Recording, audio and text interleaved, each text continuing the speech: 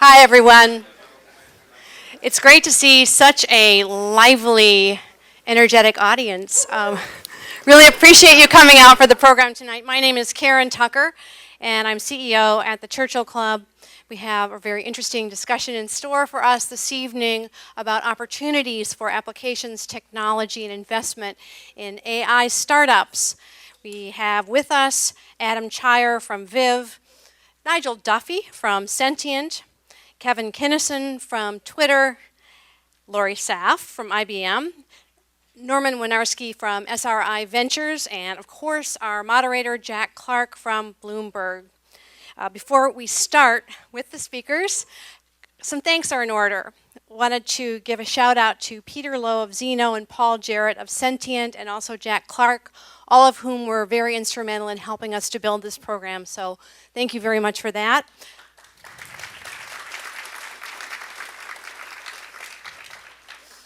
And also we would like to thank SRI, in particular Alice Resnick, for opening their doors to us this evening. It's always a wonderful place to hold programs, so we appreciate that very much as well.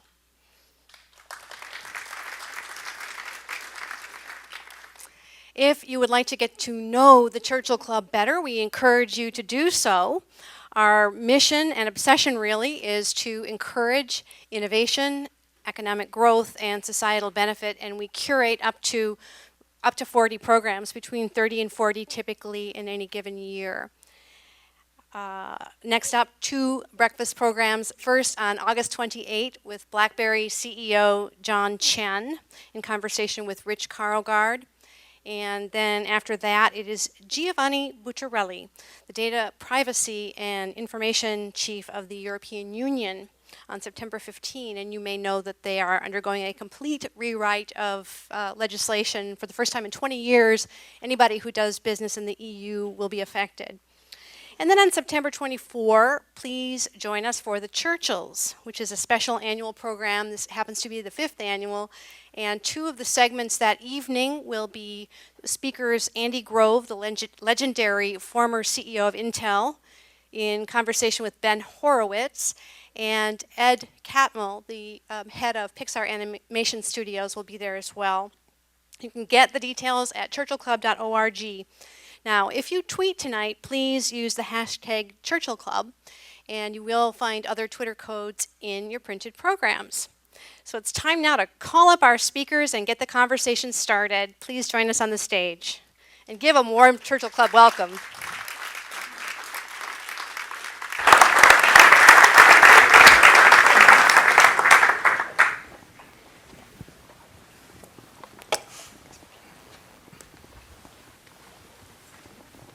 Right, is this working? Can everyone hear me okay? Raise your hand at the back if you can't hear me at all. I think we're good. Excellent.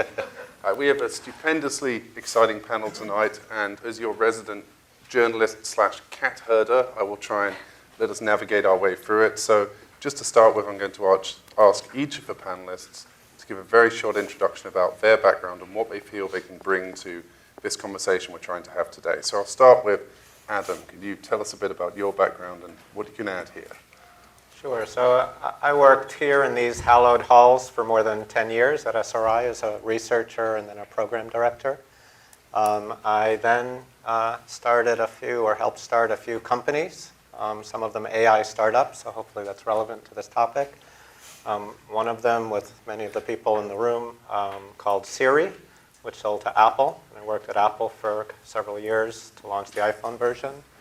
I was a founder of Sentient, which you'll hear more about from some of the other panelists as well. And then I helped start a website called change.org, which is the world's largest petition platform with over 110 million members and growing like that.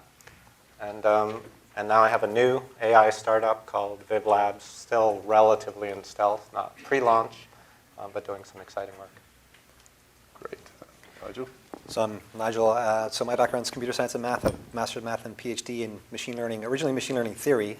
But since then I've been working at startups, applying machine learning to various problems from computational biology to drug discovery, computer games, and now it's Sentient to finance and to e-commerce. So across that, history, it's all been startups, and founded a startup applying machine learning to designing drugs.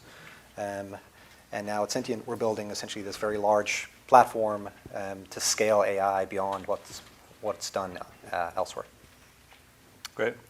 So I'm Kevin. I started my career actually at Apple. Work on some fundamental technology and graphics for iPhone and iPad back in the days. So first development for the first iPhone SDK. I work in several startups.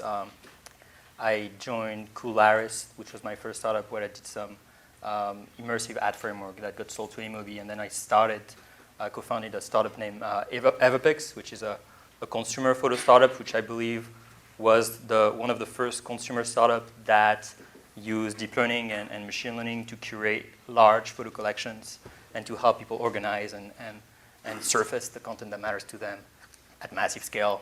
Then I continued that journey at Twitter, where I now led what is called Twitter Cortex, which is a cornerstone of machine learning efforts at Twitter.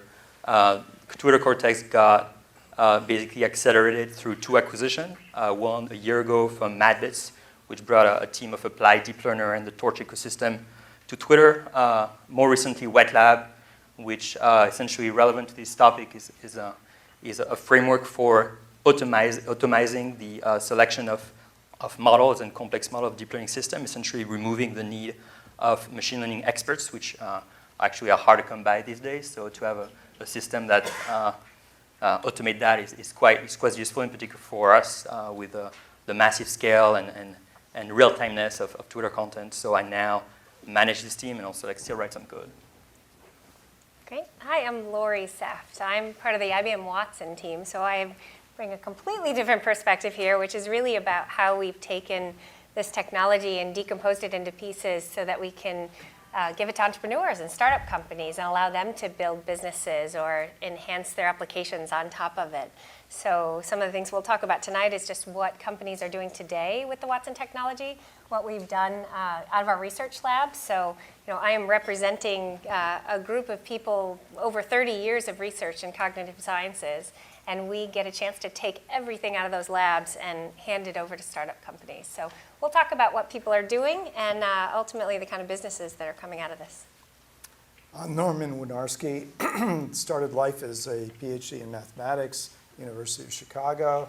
Joined RCA Labs, helped do some wonderful things like HDTV. There's a team that got an Emmy that I was part of. And then our labs became part of SRI. And as part of SRI, helped start the venture strategy, lead the venture strategy, personally involved in helping create about 30 companies or so. And was one of the people that helped create Siri. Marvelous. So to start things off, why don't we try and understand why are we seeing such an upsurge in interest in AI now? We've been here before, we've had various periods of hype, destruction, shattered dreams, and now we're back for a period of funding and rollout of the technology widely. So Norman, why don't you start us off with what are the factors that led us to this situation now? To where AI is considered such a high point right now? Yes. I'd say I'll start the conversation. This, by the way, this group and this esteemed audience probably knows as much or more than we do about it. But let's just say we've seen a convergence now of technologies that is unparalleled. I've never seen such a convergence before. Obviously, the Moore's Law, computing, communications, all of those things are happening.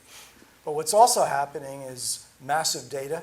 So there's great volumes of data that are available to train algorithms. And there's new algorithms being created, of course, some of them new, like deep learning, actually not so new in the sense that neural nets were developed 20 or 30 years ago.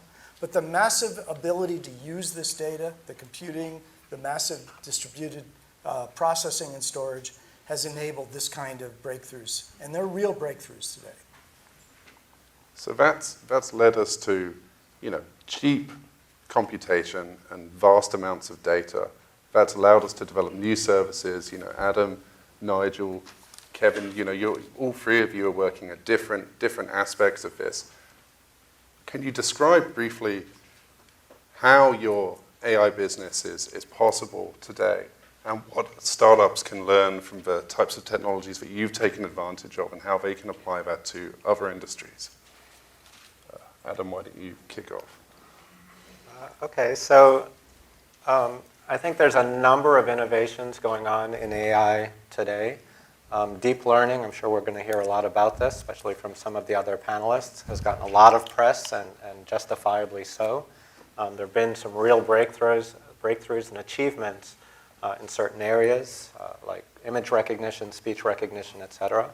But I kind of want to just broaden this perspective a little bit in that there are many different types of technologies. And there's some companies working kind of more in this area. Some are what I would call more integrative, where you need to bring together many different technologies together. So I would consider things like Siri and Viv more about that, because it's not just one learning problem. You need to have speech and language and dialogue and planning and reasoning and many different things to come together. Or autonomous vehicles, you can't drive a car just on a deep learning algorithm, at least not yet. You need to have a lot of different features, including perception, et cetera, to fully drive it. And so I think that's very interesting. And then finally, there are companies who are working in kind of general AI, trying to create something not to do a particular problem. Things like DeepMind or Vicarious have a much longer term vision and are trying to create general algorithms. So those are kind of, for me, a landscape of technologies in AI that are all really exciting at this moment. And I think people are starting to apply them not only in research, but to real problems that everyday users, at huge scale. I mean, I know Apple announced, some number, billion. I'm not going to quote their numbers because I'm not sure what they are, but a lot of usage for these types of systems is happening.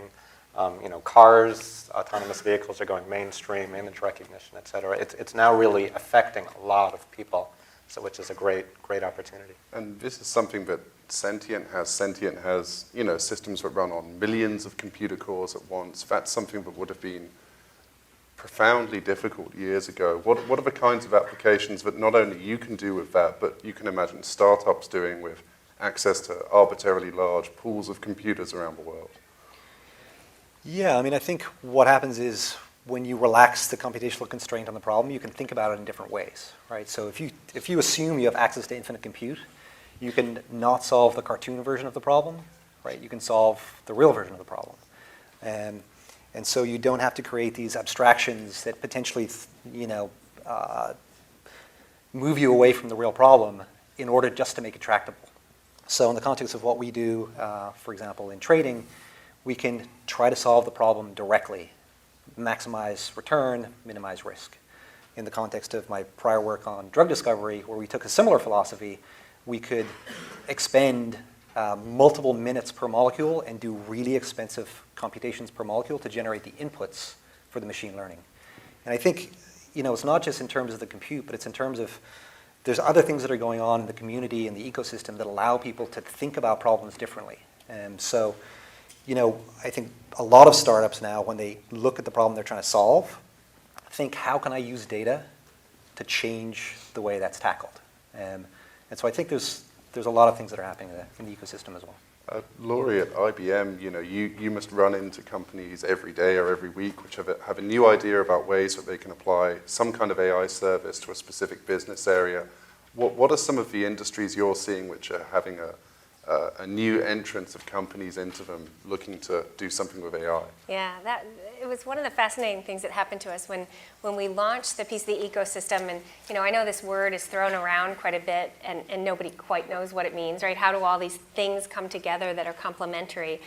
But quite literally, overnight, within the first week, we had about 700 applications. And, of course, we naively said, well, we're going to work with banking and finance and insurance and health and all those industries that we knew best. And what started coming to us were things like veterinary medicine and toy companies and fantasy football companies, right? And, we had to sort of take a step back and convince our leadership team that it was okay. We would help all these folks figure out how to use the technology. But that's the fun part for us, is it is quite literally all over the map. And in each case, they're finding these ways to take just these sort of bite-sized APIs and make use of them just in small components, right? To your point earlier, right? It's digestible amounts of technology. It's the tooling and the documentation around it, and we just hand it over and let them do their magic. Yeah. What are the, sorry, carry on. Yeah, I'd love to add some point on that. So I think for me, the way I see and the way we see machine learning is essentially like a new set of tools, exactly what you said. We had the mouse in the 60s and GUIs and after, and then the internet and then smartphones. And each time what these tools are doing, and they bring into the realm of things which are easy to do, things which before were actually quite hard. So now it's very easy with my phone to order like a car and go pick it up and follow it on the map, because smartphones have GPS in it because they're connected to the internet. And I think machine learning brings, and this progress in AI brings a massive tool chain, which similarly bring things which otherwise would be hard and make them easy. And so there are two categories: is the cognitive tasks, which are things which are easy for us, like image recognition or video recognition of speech recognition, and also non-cognitive tasks, which are things which otherwise would require us to do a lot of learning, like reading all the scientific papers that have been published this year, the medical paper, and extracting sense and meaning out of it, or even doing a website or building an app. So these things requires training, and you can use AI and machine learning to make that easier. And I'm sure there's some startups that do that to simplify website creation. I'm sure like everyone in this room actually at some point a really awesome app idea and wanted to do it, but you can't because you need a business plan, you need to try it, you need to have the Android developer, the iOS developer.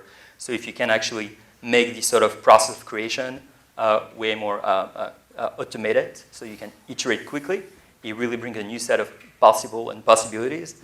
And that's what's very interesting, and that's the sort of like challenges that is in the hands of startup and entrepreneurs today, which is what is this application that AI can accelerate and facilitate, and it's very interesting. You mentioned challenges. I mean, one of the issues of AI is that it's an incredibly general technology. So as a startup, there's evidence that you need to be quite disciplined in choosing the area that you apply it, so you don't try and boil the ocean by doing something completely ambitious, which, will try and Vicarious wants to solve intelligence, but they're 10 years away from it. We want to do startups that can, get funded and do something within 2 or 3 years. How do you, as an entrepreneur, create that discipline in the organization that you make sure you're focused on a specific business area and you find market fit? Well, I just want to comment briefly that Vicarious was very successful in raising funding, even with a 10-year vision. So that's not necessarily the wrong way to go about it. Everyone has their own approach. And they solved captures as well. And they're building robots with ABB, so it's a little unkind. I mean, sorry. Are you asking me or? I'm asking the panel. Okay. My take on that is that, in general, you want to figure out what problem you want to solve and then see how AI can solve it rather than the other way around, right? So an example I like to think about is Sprig. You guys familiar with Sprig, the food delivery service? Essentially, they wanted to figure out how you can deliver food cheaply and quickly to people in major metropolitan areas. And in order to solve that problem, they thought, what can I do with the data that's available to me, right? How can I reimagine that by making use of data and making use of machine learning and intelligence? And I think, to me, that's the way to go about it, is find a problem you want to solve and then figure out how the AI can make you reimagine that problem or reimagine a solution to that problem, rather than the other way around and say, what AI do I have, and if this is the hammer, what are the nails? Lauri, at IBM, have you encountered startups that will say, we have an incredibly specific idea and we want to do this right now? Or will they come along and say, look at all of the capabilities of Watson, let's try and think here collectively about what we can do, and how do you guide them towards doing something specific? Yeah, so, and you mentioned, right, this idea of sort of coming up with the problem you're trying to solve based on, who you're serving, right, or the experience you're trying to deliver. And our team got frustrated early on because, we would start working with a company, they would start their build process, we were getting them through the process to get to market, and then they'd say, but wait, we could do this, and we could do this. And so they'd start playing with all the different technologies and get distracted in all of the options. So we had to kind of dial it back a little bit, and we actually sort of put, for companies that want to anyway, we'll put them through these design thinking sessions, right, and do the empathy maps and really figure out, like, if I'm going to solve a problem that's meaningful, what is it? And how do I go do that first? And then, yes, after some time, we'll add to it. So. I think very interesting things that history can teach us is the way that innovation happened in the 80s and in the 90s and in the 2000s. I think it's the same process now. It all comes to having like simple tools that people can manipulate, and so that means designers and product managers and things like that to give them a tool chain that they can really like play with, like Play-Doh, and really quickly iterate, because usually there's no silver bullet. An algorithm is not going to have a direct product application. These are consumer application, which is very meaningful, like touch interfaces. It's not because you have touch that it's going to be a compelling user experience. You have to go into this really tight iteration loop between the people that create the experience and the people that produce the tools, and make that loop the tightest possible. And so like there's a lot of work which is happening right now from different companies like Microsoft, NVIDIA, and so on. Like also like the open source community with the Torch ecosystem, essentially making this tool easier to use, and it's more of that, and it's still pretty hard.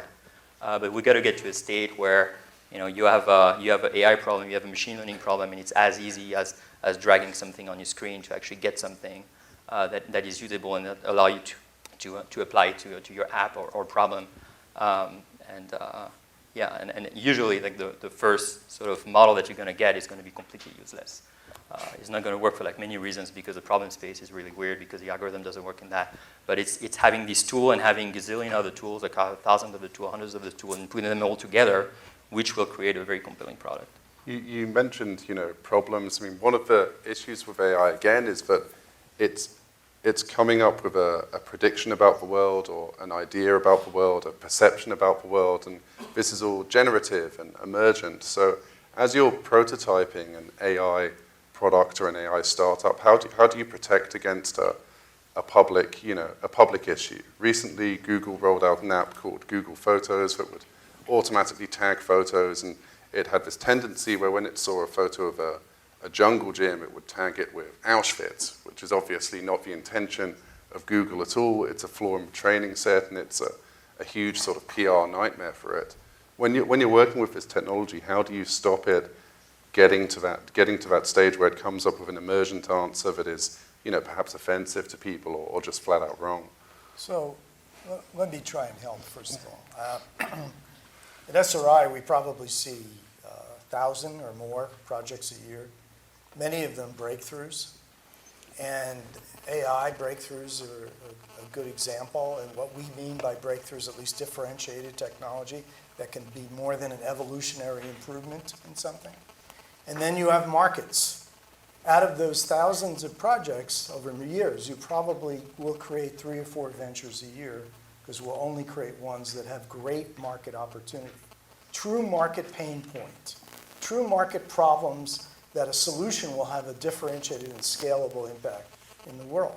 If you can do that kind of solution, then you have to solve, a broad technology is basically impossible to solve all problems, and a broad market is impossible to find a single technology. So you have to match the two. And what you just gave an example in the jungle gym is a lack of matching. So for example, SRI can, after Siri, we created conversational technology, user, profiles that can learn from users and the like. But, we created it in the space of finance next, because within that space we could manage the kind of expectations and knowledge that we expected to occur. And so it's all about understanding the fit of what market problem you're solving, within what space, and what the technology solution will be. And then when you can do that and it can scale, then you can broaden later and solve much more broad problems. If you're going to climb Mount Everest, you got to have a base camp first. With Viv, Adam, that seems to be trying to do some quite general personal assistant tasks. Where was your base camp, to use Norman's sort of analogy, how did you get to that basic level where you could be confident of it enough to carry on development? So again, I'm not really here to talk too much about Viv yet because we're pre-launch. But in many ways, I've been kind of pursuing this, I'll call it advanced assistant idea for many years. Back before I saw a web browser in 1993, I had a prototype running of what I wanted. And so it has been kind of a continual exploration. And each phase, each iteration, I've learned some things and added some things and subtracted some things. So it is a little bit of a continual process. People often see Siri and it seems to come out of nowhere. But of course, it's a lot of work for many, many people. And really going back decades in certain ways and leveraging ideas and technologies for these things. So in some way, the answer to your question is, Viv, it is in the assistant space. We do think it's going to push the envelope forward in multiple ways. Norman talked about SRI after Siri tried to push it in certain directions. We have our own angles and things that we think are going to really add a lot of value and to end users and to businesses and in an important way. In terms of knowing that we're going to get everything right and not being afraid, to do something because it might mislabel something, you can't know. You just have to go and try. Baba Kojat had a quote I read recently where he talks about, if we were to mislabel a chimpanzee as an orangutan, it's not culturally going to upset us, but if you mislabel it as something else, it could be much more culturally upsetting. And how's a computer algorithm going to know all the subtleties of that? And it's very, very hard. So computers will make mistakes as they learn, and you'll have to try to teach them all the rules of culture, which they're just not going to know instantly. They can't know. So I think you have to be a little bit fearless. You just have to keep forging ahead. Iterating and trying to improve and move the world forward. You'll make some mistakes, but so be it. I think it's both a modeling issue and also a product issue. So I mean, basically, like a human performance, I think for image recognition is about 98%.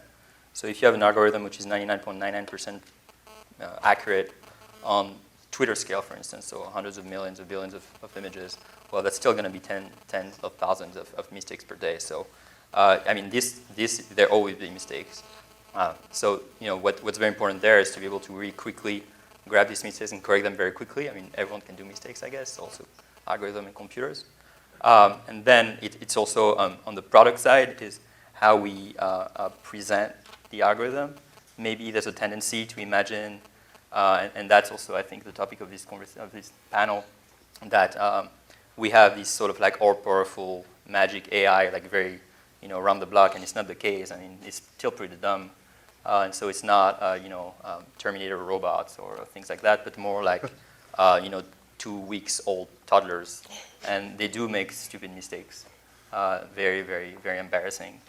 So I guess from a product perspective, if things were presented in a way which is less assertive, but more subtle, that also is something which, and mixed with a nice way to provide feedback into the system and have that all part of the user experience.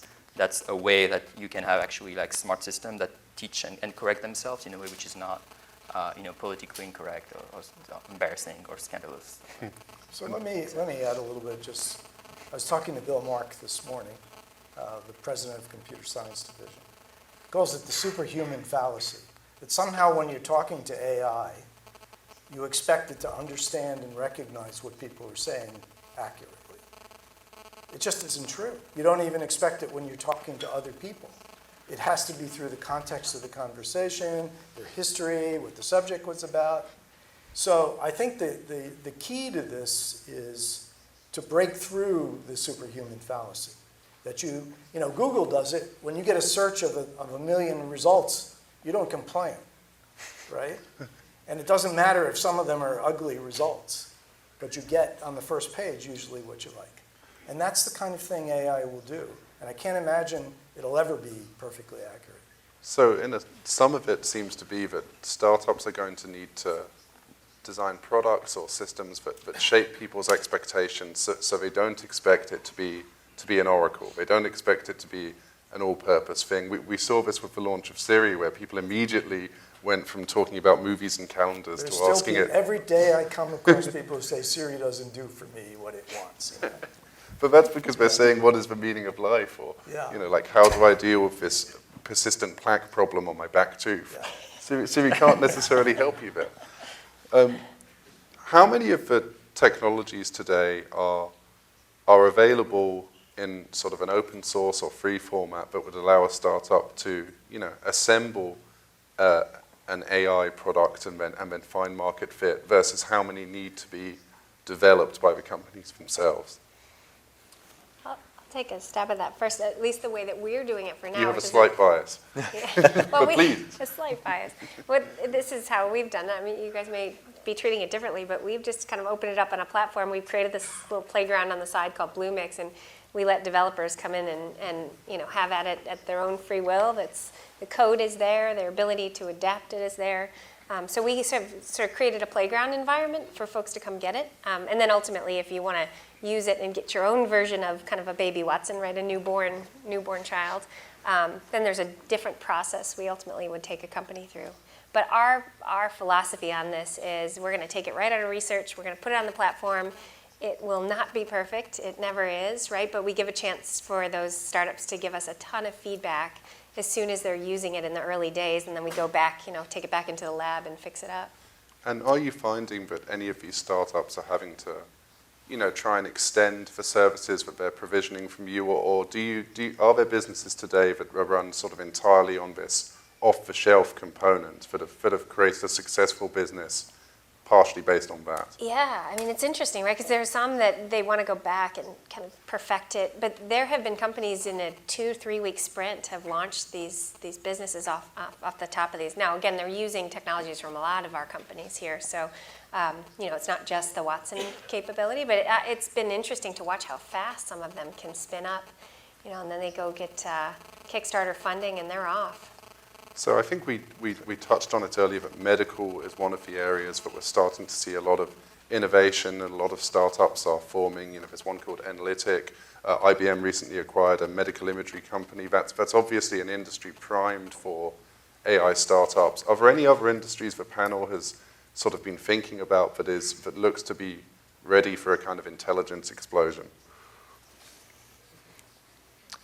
I mean, so one that we're starting to look at pretty aggressively is e-commerce, and it seems like an area kind of naively that is already going through an AI explosion. But if you look at the challenges that retailers and online retailers face, it's very hard to understand your customers' behavior in the store versus in the online store. It's very hard to deliver the right products to customers. It's very hard for customers to find the things they're looking for. And so I think that is an area where there's going to be a lot of both customer-facing and back-end kind of applications of AI.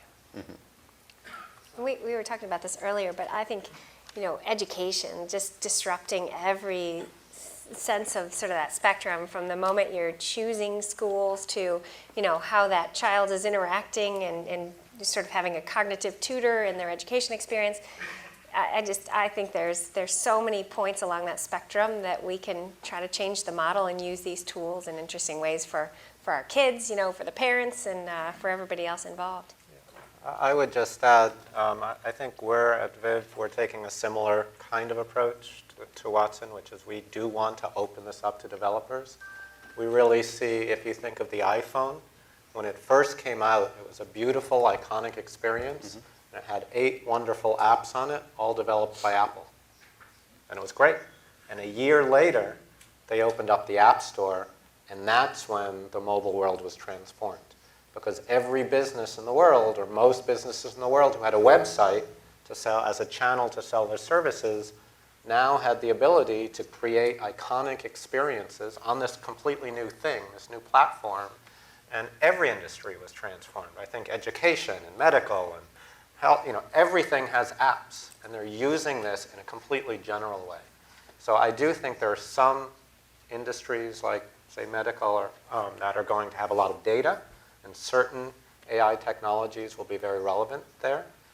At Viv, we're trying to take more of the iPhone approach. We want every industry to be transformed, and we want every developer to be able to have access to kind of AI as a utility, in a sense, and we think there will be ways that they can, in the same way the web was transformative to them and the iPhone App Store and subsequent app stores were transformative to their businesses, we think AI can actually play a similar role for every industry. But, there's Apple, HTC, Xiaomi, there are a few major phone vendors which also have a software presence in the world, and there are tens of thousands of more app vendors. So how much room is there for AI startups that are providing platform services, like you alluded to, versus ones which are just doing very, very specific services? And is there any kind of tension as a startup between choosing to do one or the other or both? I think being that platform for AI startups is a tough business to be in. It's I believe what we're looking for, when we're looking for the next unicorn or things like that, if startups and entrepreneurs want to raise money and talk to VCs, platform is tough. In that there's not historically a lot of, to my knowledge, a lot of strong track record of platform being strongly successful. But you really like the application of the tools to a consumer problem and really making this experience an experience that would not have been possible before. It's something that seems much more compelling, but way harder. It seems like if you do AI startups interested in platform, essentially B2B or ML as a service and stuff like that, your most likely exit would be an acquisition by a big company that need that for its internal needs, very possibly. And I'm not sure that I think that window might be becoming smaller. I agree with that. I think AI as a service, I think, has some limit to how big it can be. It won't be a unicorn. Viv, even though I described it as a platform, I see us as an ecosystem, a marketplace, something that's not an experience. So more like the iPhone it's a platform, but it's more than a platform. It's an ecosystem. It's an experience. It's something different than just selling the tools to somebody or even a particular service. I agree too, but let me just state, when you come out with a technology platform, you're expecting two miracles to happen. The first miracle is that you'll have great success and be the next unicorn. And the second miracle is that somebody will use your platform to deliver it to a market, and they will have great success as well. It's very unusual that two miracles happen, and you're very unlikely to get venture investment or the like. It does happen sometimes. I mean, DeepMind was an example of a technology platform for machine learning and deep learning, and they got acquired for $500 million by Google. But it's not a good model in general. The good model is, again, the Basecamp model. You actually learn how to deliver to customers with a real need. I think it's something that's kind of maybe been lost a little bit in this conversation is there are AI capabilities that are easy to use, and things like speech to text or maybe Viv when it's released. But many applications of AI are genuinely hard. Genuinely, the hard part is not implementing the algorithm, it's solving the product problem. And that requires real innovation, real thought, and it's not enough to have the tools at your availability or the platform at your availability. You have to be able to work on those problems. And as Norman mentioned, when you build a platform, you're requiring your customers to have the ingenuity and the inventiveness to solve those problems too. So for me, I think it's really important to work back from the problem you want to solve, the thing that you're passionate about, and then figure out how AI and machine learning can make you envision that in a different way and solve it in a different way. So you alluded to how it's difficult, and we know that there's a huge talent war for AI developers. People with skills in machine learning or deep learning, or people with actually PhDs in statistics who have dabbled. They're all being competed with and sort of wooed by the large companies with large amounts of money to go work there. Yet we have a bunch of startups on this stage which have successfully employed clever people. How do you woo people to come to a startup and devote their skills there when they're being offered a great job at Twitter or a great job at Google? And for Twitter, how do you get them to come to you rather than do a startup? The folks which are in our team right now, and it's an absolutely outstanding team, like the sort of like best team I've had the chance to work with so far in my career. They're all there because they believe in the product. They believe that Twitter is the communication platform of this century, at least of this decade. They're really motivated by making a difference in that world, and really giving people's voice. And since you have such a massive scale of data and real-timeness, you do need some help into surfacing the content that matters, so you can give a voice of people that might not have it through traditional means. That's this mission that everyone in the team is interested by, and the people that join are the people that are interested in solving that problem. We had people that were interested by that, but were also interested by medical ML, and that preferred at the end of the day to work for startups that were doing ML and deep learning applied to medical, and that's totally fine. It's really about, I think people are really interested in the problem, in the people, and it can be at Twitter in a big company, in a small company. At the end of the day, it's really the problem that attracts the most folks. So Adam and Nigel, do you find it's about articulating the mission, or? Yeah, I think for us, again, we've had great success attracting really, really good people. I think that kind of feeds on itself, right? People want to work with great people, and that's worked really well for us. I think a lot of the reason that I and my colleagues work at a startup is because you can have a lot of impact, right? You're not one of 1,000-member research team, and you're not focused on publishing papers. You're focused on shipping value to people, making an impact in the world, and so that is pretty compelling to folks working with us. I think the other thing is that we are an AI company. We're not just applying AI. We're one of the few companies that is very focused on delivering value in the short term, but also has a longer-term vision and is building a longer-term capability. And so I think that ambition is also very compelling to folks. I've worked at big companies. I've worked at small companies. I've worked in research labs, and each one has their own strengths and weaknesses. A research lab, you can maybe work on a problem for decades, perhaps, uninterrupted. It's really wonderful, and unconstrained to some extent, as long as you can get funding. At a big company, you might be able to, your change might get out to millions or tens of millions of users. And then there's a startup. So it's like, how could a startup ever win against these two ultra compelling situations? To me, I say, over my career, I was thinking, how do breakthroughs happen? How do breakthroughs happen? And I've been in these different environments, and my belief is that breakthrough, meaning doing something radically new and different, is best done at a startup. And the reason is, so at a startup, you have to do something that, you have to put the flag out far. Because if it's too close, a big company can do it better. They have customers, they have more resources, more money, more everything, right? So you have to be kind of crazy. Well, research organizations, they have to be crazy and doing really hard things, which is good. But startups have this added advantage that you can count the number of days until you die. Literally. You raise a certain amount of money, and you say, if I do not create value on this crazy problem within this many days, I will not be able to raise money, and I will die.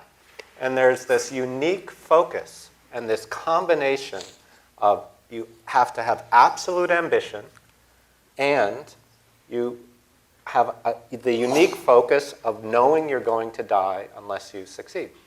And in a research lab, you don't have that. At a big company, you can impact lots of people, but often in small incremental ways, because big companies cannot take huge risks. They've got businesses, and they do. Some do. I'm not going to knock big companies, but in my belief, if you really want to make a difference, if you want to move the needle, if you want to leave the world in a different place, it's best done at a startup. And every big company today, if you think about it, it started as a startup, and that's when they had their success.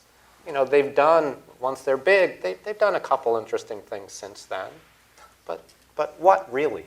Not that much. So come to a startup if you want to make a difference. Any machine learning or AI people out there, talk to me afterwards. Twitter still feel like a startup. So let me add a little bit to that, although it's difficult, because I believe what Adam said is really very true. It's hard to recruit people from great companies to your startup, mostly because, first of all, you have to yourself have a great company, great idea, breakthrough in the market, great problem solving, and a great team. What's really difficult is that when you're trying to recruit these people, many of the people in these companies, whether it's Facebook or Microsoft or Apple or whatever, are extremely well paid and extremely valuable to their companies. How do you attract people with salaries at startups that are really almost always quite modest relative to their salary, and give them a capability to come to your company without giving up all that? They've got to believe in it. So often it's people that have already made their successes. They can come and they'll do it, and they will. Or it's people that have really such a passion and drive that they believe in what you're doing so much that they can take a huge deduction on what they're currently earning in order to make a big impact and in order to get the equity, which will eventually potentially make the difference. Very hard problem. The beauty of that, though, is that you end up working with people who are very committed. Right? Yes. So it's a team of people who are all rowing in the same direction to achieve the same goal, which is great. Exactly. So I'd say the last decade of startups we've seen that have been using AI are doing things in speech, understanding and analysis, image perception and analysis, and large scale sort of pattern inference in data. And that's been driven by decades of research by both industry and defense and universities. Today we see cutting edge research happening in areas like robotics and action, code creation. What are some of the areas that are at the cutting edge today that could be fertile ground for startups to build AI businesses around tomorrow? That are what? Say that again. That are sort of cutting edge research areas today that should yield technologies that startups can base themselves around or capitalize on. I mean, we're making some new investments around robotics in particular, not only because IBM's sort of been in that space for a while, but importantly, you can start to build ecosystems around robotics companies. So we did a partnership with SoftBank out of Japan, and they've got this cute little Pepper robot, but they're deploying Pepper in banks and in hospitals and in retail outlets as well. So what they need is innovators and entrepreneurs to come around and build skills for the robot and use the cognitive capabilities so that those robots can do even more. So our part there is just, again, sort of rallying the startup communities, giving them our tools, and then ultimately letting them do what they do with some of these big robotics companies. I also think the in-car experience, we're seeing a lot of that lately. It's not just the entertainment piece of what goes on in the car, but the biometrics of it, right? Like, how do I know the health of that driver? Is he or she having a heart attack right now? And I think we'll, for our part anyway, we deal with a lot of the big auto companies, but they're really looking at, as much time as many of us spend in our cars commuting to work. What can they do for us inside that car, and how can we use these AI or cognitive capabilities to enhance that? I totally agree, and it's great to have this panel here. I believe sequential decision making, so robotics and be able to make decisions to achieve a goal is absolutely fascinating, and there's going to be a lot of things in drone, for instance, to achieve a target and move around objects and know when to have to take gas and stuff like that. Also, natural language discussions is going to be very, very, very fascinating to see what can happen there. The sort of content discovery mechanics are still very, very kind of boring and broken if you're looking for a place to eat or something to do in the evening, and it's still a very sort of old school search sort of mechanics, which is not very inspiring in part, and doesn't work very well when you don't have the kind of data that Google has, for instance. So you need to have a more sort of dynamic conversation with an agent that would be able to recommend you things, and I'm sure like Adam and Viv might have a lot of point on that aspect. What's very fascinating, I believe, is the fact that making AI and machine learning easier to access and commoditizing it through some tools and the operations community, and essentially not having complicated things, but even like simple things. I mean, simple techniques, simple algorithm can already transform user experiences, and sadly they're unutilized, underutilized today, and just like simple applications into like the application that we use every day could really already create a much more appealing user experience, I believe. Yeah, I actually don't think I think a more interesting question is, what are the underexploited research, or what is the underexploited research that's come out of the community in the last 10 or 15 years? I think what's happening in AI research labs today, probably won't be in products for quite some time. Mm-hmm. But I think we're at a point where, large companies like the Twitters and the Facebooks and the Googles are applying machine learning very, very successfully to a wide array of problems every single day. How do other enterprises make use of those technologies and solve problems for them? And I think we're just kind of hitting the knee of the curve in terms of the exploitation of the things that have been developed in the last 10 or 15 years. Mm-hmm. Yeah, I just want to, I'll kind of tip my hat to SRI here. One way to kind of look at what's the right technologies that'll be emerging in the market is to see what's going on in the research labs. You look at autonomous cars becoming a huge, real deal here. Well, when I was here at SRI 10 years ago, Tony Tether, who was leading DARPA, had this DARPA grand challenge about cars driving autonomously in the desert. And you look forward 10 years, and now it's starting to be real. He led this PAL-CALO project with Ray and Bill led here on how do you apply machine learning and integrative AI to build assistants, and now assistants are here. So I would say after this session, go ask some of the SRI people are here, and I think they'll answer better than us. I'll pick one underappreciated technology area that we think is ripe, which is really how software is built. So I was talking with my mom about AI, and she goes, well, but is Siri AI? Is this AI? And I go, well, it's all software.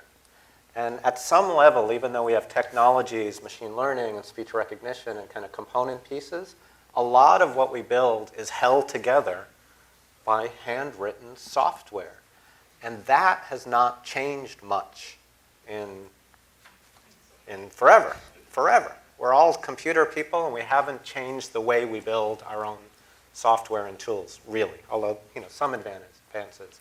And I think actually AI can play a huge role in becoming more assistive, not only at the end user experience, but in trying to handle the problems of how software is written. And when you could kind of pair program with an AI, and you're doing some of the things that humans are uniquely good at, and a machine is coding some of the things that humans do not do well, you will actually have a completely different experience and kind of software that's produced because AI helped build it. And that's one of the things we're looking at Viv that we're very excited about that you just don't hear a lot about today. But I think it's an opportunity. So there's gold hidden in those academic paper repositories. Everyone should go and read them. We can all agree on this. This is good. I think we're going to take questions now. So if someone can ask a question, that would be useful for starting us off here. Or I will ask another one. I threatened, and so here we go. I'll go first. Can you hear me? I'm Chris Primesberger with eWeek. And it's a general question to anybody who wants to tackle it up there. What about AI is fearful to you? Can you name one thing? To me, it's that people think there's something to be fearful of. That's a good point. Yeah, I would say I've been in AI long enough to have gone through kind of the hype sine wave. That's true. AI is hot. AI is not. It just doesn't work well enough. It works too well. the sentiment goes up and down. Well, I think AI has been making kind of steady progress. And so I'm not really fearful. I think AI is going to continue to make progressive, steady progress. It's not these giant ups and these giant downs. It's kind of more linear than that. But the fearful, I guess, is all the commotion that goes kind of up and down, and funding goes up and down, and sentiment goes up and down. Right. But AI itself, it's kind of progress, but not at the as extreme as the sentiments, which go wildly up and down. Yeah. I'm more worried about global warming or inequalities than Here, here. But as an example, if you take someone from the Middle Age and put them in New York, they're going to be completely scared by skyscrapers. They're going to think going to fall over or stuff like that. And so basically, as we get closer and as we keep on making progress, the things that we might be scared of right now will be way less scary as we get closer to them. So that's my take.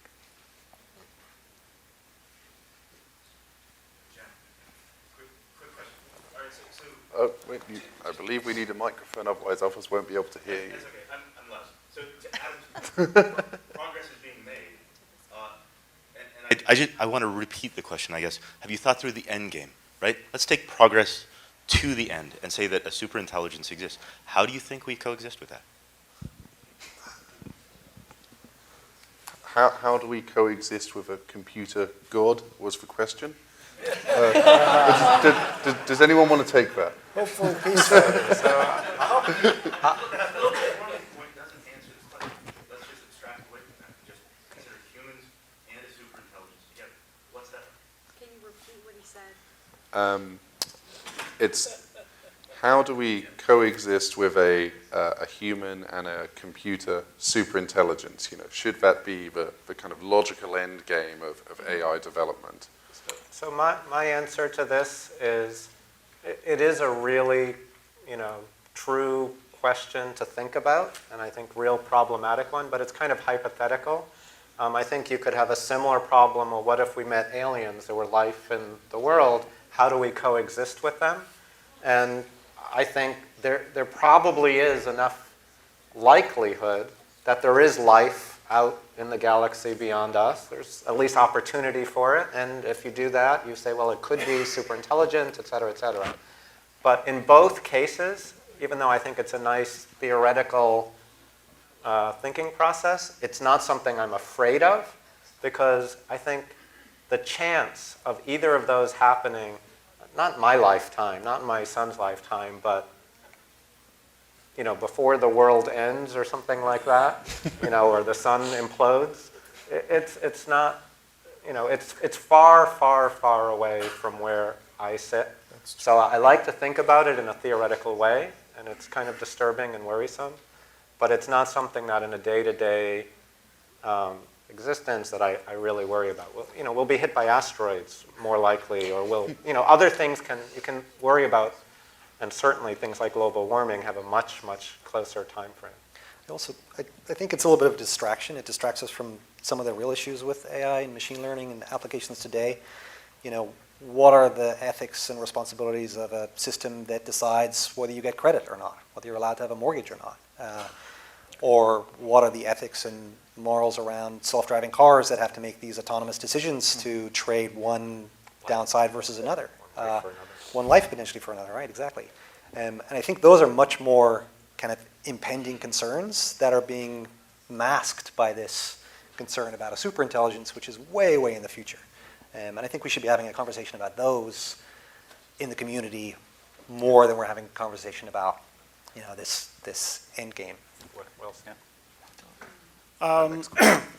My question is still fearful, but it's one of those that deals with now, in the sense that software has eaten up the world, or is eating the world, and AI has the potential of eating up tons of jobs, millions of jobs. So how are you going to think about what it's going to do to lifestyles and what people do for a living? I'll start that one, which is, the way that the companies we work with are using it is as an assistant, as a colleague, quite literally. And that can be a good thing. If you think about a lot of the work, big tax and audit firms and how much work they have to do on the back end and the amount of people they have to employ to do that. And that it's hard to find those people on a timely basis. So if you can work side by side with some of these systems to get some of the work done, and then take your talented people to do that extraordinary work, that's critical.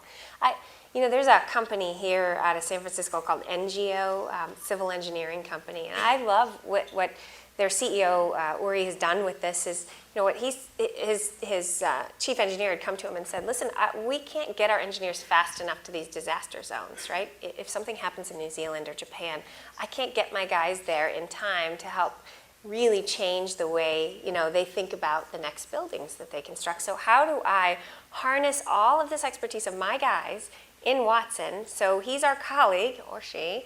We're going to send Watson out alongside of a couple of the engineers the next time a disaster happens. So for me, it's, and for the companies we work with, it truly becomes a colleague that then supports activities and growth and things that they need to get done.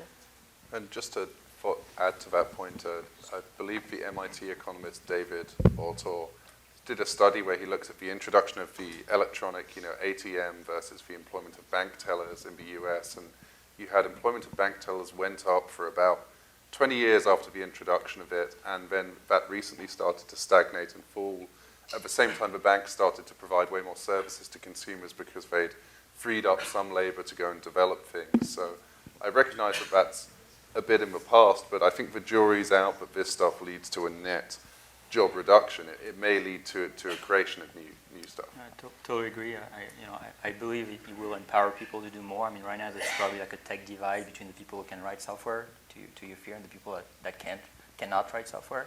And I believe what's very exciting is providing tools to more people to actually do software like applications, and so reducing pretty much that divide by empowering a broader range of people. So. Yeah, I mean, every technology, like farming, now they have these giant cranes that harvest things, and you don't need everyone picking them. But people, the great thing about people is we're inherently adaptable. And I think if you look at the overall economic health of the world, in many ways it's going up compared to through all the technology creations which replace jobs and create jobs. And so people will not be able, if they stay static, just doing the same thing, they're in trouble. But luckily we're people and we can adapt, and we will. Next question. Hi, my name is Kaushik Srinivas, and I work at. Hi.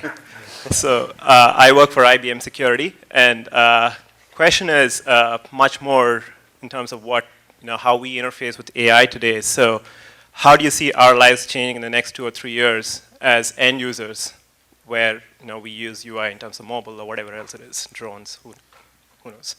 Where you use what? Could you repeat that? How do we use? How is AI going to impact our daily lives as end users in the next, say, 1 or 2 years, in the short term? I could start with that. I mean, we're in a time for AI of harvesting. A lot of this conversation is how are we going to advance AI, or it's coming out of research labs and like. AI is here. There's a whole lot of AI, whether it's machine learning or whether it's virtual personal assistants, or whether it's robotics technology, or autonomous vehicles, computer vision. This is a time where we're all going to see application breakthroughs that use the core platforms that already exist. It's a time of harvesting. So we're going to see all of that in the next few years, whether it's personalized robotics, whether it's vehicles, whether it's recognizing your photo library. All of that is now. Everybody in the audience has got the chance to take advantage of this. You do not need to be a researcher in AI to start taking advantage of this. And it's going to happen. This is the breakthroughs that are happening today. Yeah. Am I on? Yes. Which AI technology is currently the most overhyped and will lead to the next big disappointment?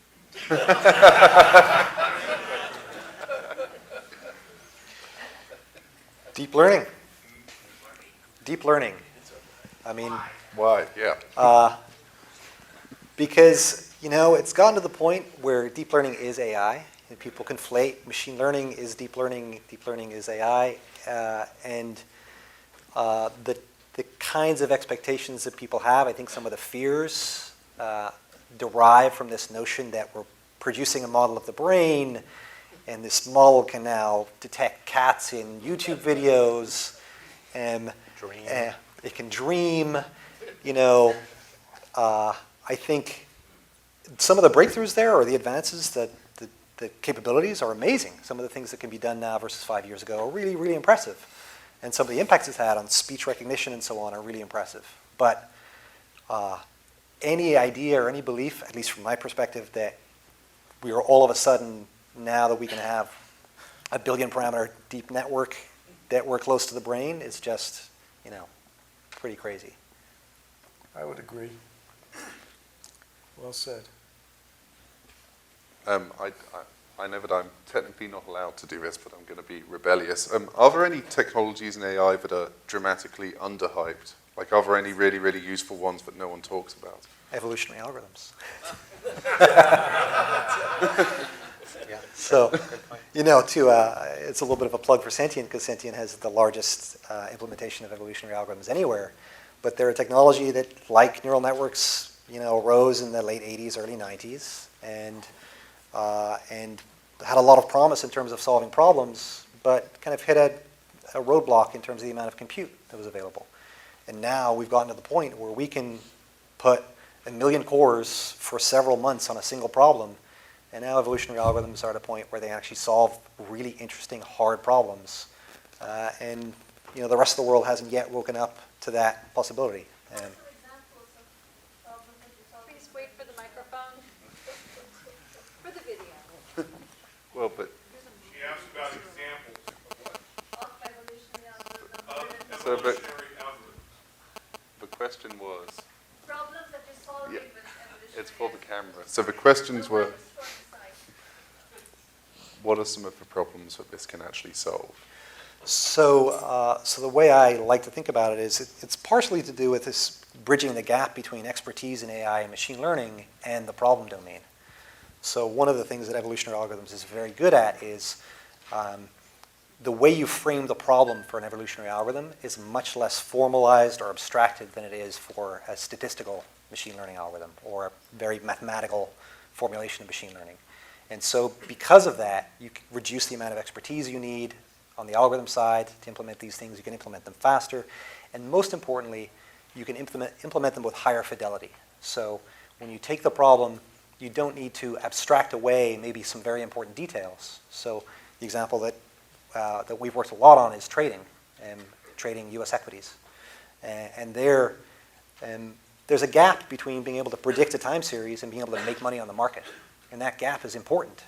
And oftentimes, when people try to apply statistical machine learning techniques or deep learning or machine learning, when they abstract it down to predicting a time series, they lose the ability to actually make money. And so evolutionary algorithms allow you to bridge that gap. Great. Next question with a microphone, please. So question, I'm Kenny Visar from NASA Ames. Thank you for the talk. Question about, in the robotics world, we're used to ROS, Robot Operating System. So what do you guys think about similar platform for AI, open source that the community can take advantage of? I hate to jump on all these questions, but Yeah, I don't believe it for today. I think we're a long way from things. Well, sorry, I should correct that. I should say there are capabilities like text to speech, speech to text, and Viv will hopefully make it easier for folks to interact with services, etc. But I think for many problems, it's really, really hard to bridge the gap between the technology and the solution to the problem. And the open source tools will, save you the implementation effort of the algorithms, but that's not the really hard part. The really hard part is figuring out how you're going to take that algorithm to solve the real world problem.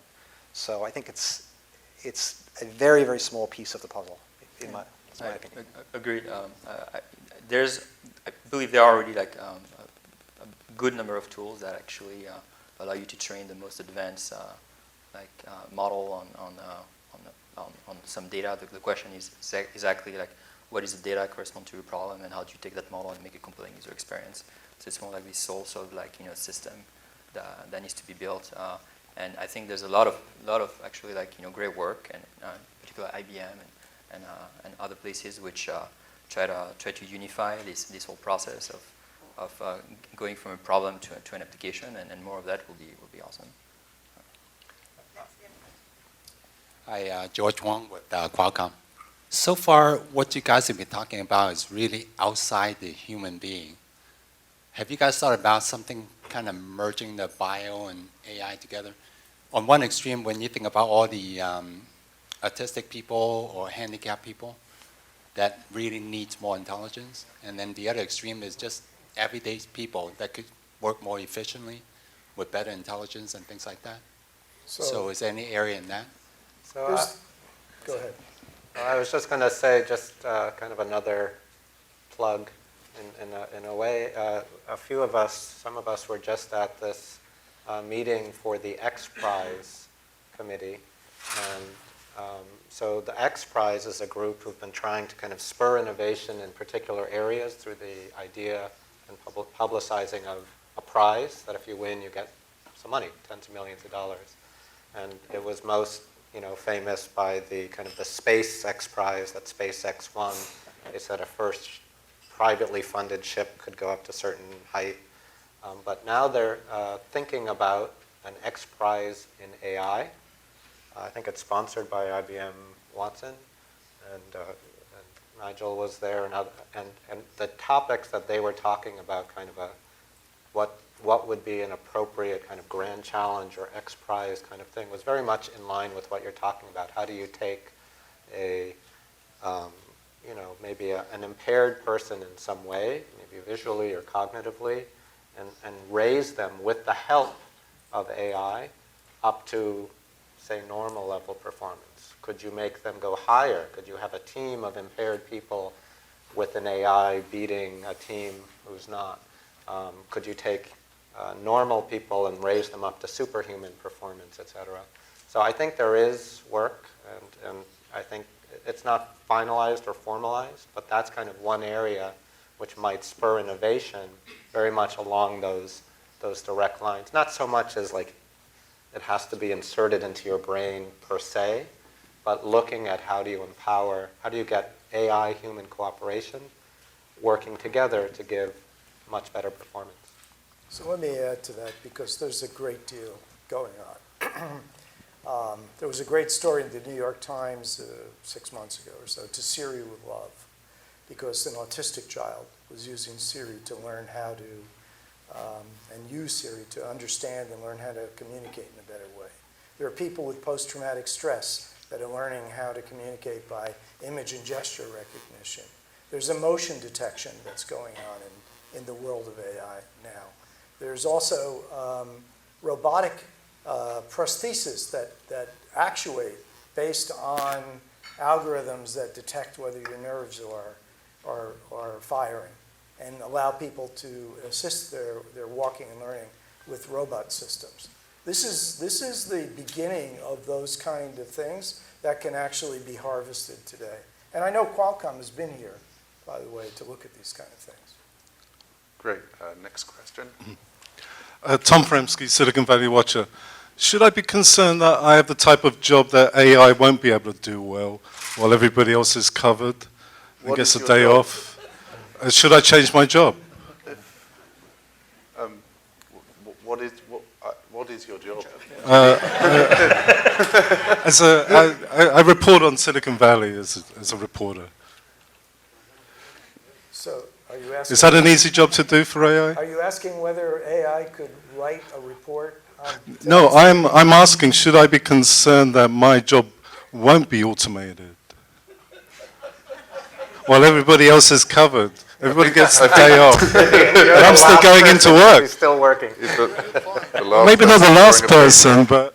Don't worry, there is summarization technology that can... That's not all we do. We rewrite press releases and things like that.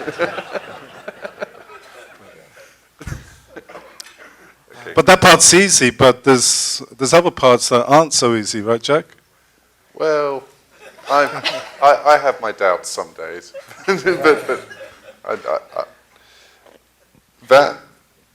that's kind of a question about general inference and general concept formulation. And I think we heard from the panelists that type of AI, which we perceive as being having the reasoning and imaginative capabilities of a person is really very, very far away. That's not a thing that we're so close to today, although Well, we I would, moved, maybe.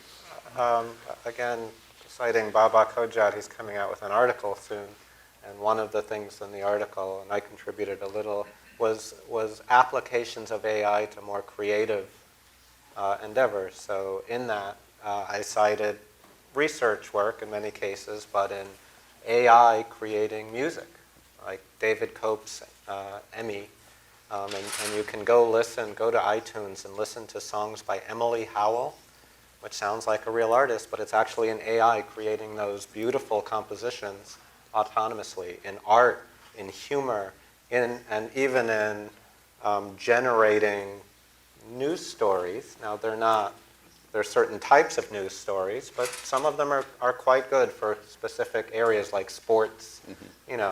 What happened in a sports thing, a machine can actually put together an account of a sports game in a fairly compelling and interesting way. So when we say that something is very far away, what I think is very, very far away is a general purpose intelligence that can do everything, and that will be hard to coexist with. What I do think is closer is you pick a problem, as many of the panelists said, and you apply human brain power and technology to it, and you can solve in certain ways, surprisingly, you can make advances. So it's not Great. as So, far. just given that, Tom, you and I may be freed of the shackles of employment at some point soon. So that's cheerful. we have time for, I believe, one more question. Thank you. Hi, Sean Crotty. Question for Norm.